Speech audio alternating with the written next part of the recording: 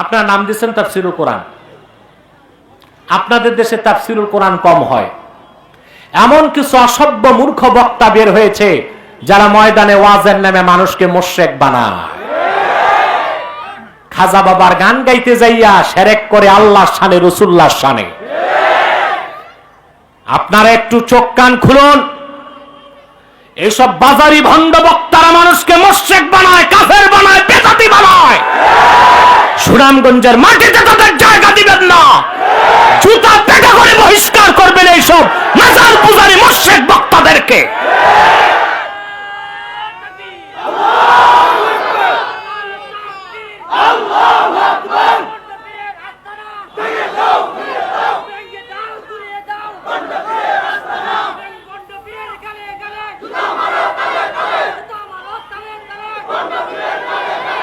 কত বড় বেয়াদব সেই মূর্খ গায়ক বক্তা খাজা বাবার শান বলতে যাইয়া আল্লাহর শান খাটো করে।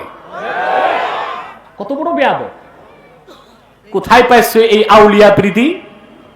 আমরাও তো আল্লাহর ওলিদের সম্মান করি যতটুকু সম্মান পাওয়ার অধিকার রাখেন। দুনিয়ার সমস্ত আউলিয়া একরামকে এক পাল্লায় রেখে দিল, আমার নূর নবীর কোন একজন সাহাবীর একটি জুতার সমান দামও হবে না। পড়া নাই, লেখা নাই, ভাটিয়ালিয়া আর মুর্শিদি গান গাইয়া তাফসীরুল কোরআন মাহফিল হয় বাংলাদেশ। আমাকে একজন বিচক্ষণ লোক বলেছে, বর্তমান সমাজে আউল বাউল ফাউল এদের ভাত উঠে গেছে। এখন বাউলদের কাজ নিছে কিছু বক্তা। কারা নিছে? বাউলদের কাজ নিছে কিছু বক্তা। এরকম মূর্খ ঈমান বিধ্বস্তি বক্তাদের বাংলাদেশ থেকে ডিলিট করতে হবে, কারণ তারা ওয়াজের নামে আওয়াজ করে মানুষকে মুশরিক বানায়। খাজা বাবার শান আর পাও নাই খুঁজে।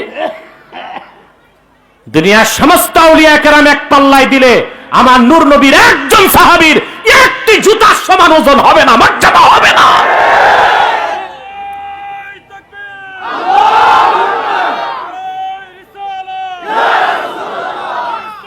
আমার ভাইয়েরা, শেখ আব্দুল কাদের জিলানী রাহমাতুল্লাহকে ওনার এক মুরিদ প্রশ্ন করলেন, আপনার মর্যাদা কি সাহাবায়ে কেরামের সমান হয়েছে কিনা? মোল্লা আলী কারি মেশকাতে সরামের কাতে তথ্যটা দিয়েছেন। শেখ আব্দুল কাদের জিলানী রাহমাতুল্লাহ বলেছেন, আল্লাহর হাবিব মুহাম্মদ সাল্লাল্লাহু আলাইহি সাল্লামের সাহাবীগণ যুদ্ধের ময়দানে ঘোড়া নিয়ে যখন দৌড়াতেন, সেই ঘোড়ার পা থেকে যে ধুলা উঠত, আমি আব্দুল কাদের সেই ধুলার সমানও হই নাই। সুবহানাল্লাহ! কোথায় রাসূলুল্লাহর সাহাবীগণের শান? কোথায় আল্লাহর হাবিবের শান? কোথায় আমার আল্লাহর শান? এটাই যে বুঝে না, এরকম নাবালেক বক্তা দাওয়াত দেওয়া আর আউল বাউল ফাউল এনে গান গাওয়ানোর মধ্যে কি পার্থক্য আছে? লিখছেন কোরআনের তাফসীর, তাফসীরই তো হওয়া উচিত। এখানে যদি আমরা গান গাই, বুজুর্গদের কেচ্ছা কই, কথা বলেন, কৌতুক করি, কমেডি করি, এটা আমানতের খেয়ানত হবে। আর আমানতের খেয়ানত কিয়ামতের আলামত, ঠিক কিনা? আমার দেশের আলোচকরা একটু চেষ্টা করলেই ভালো কথাগুলো বলতে পারে, ঠিক কিনা?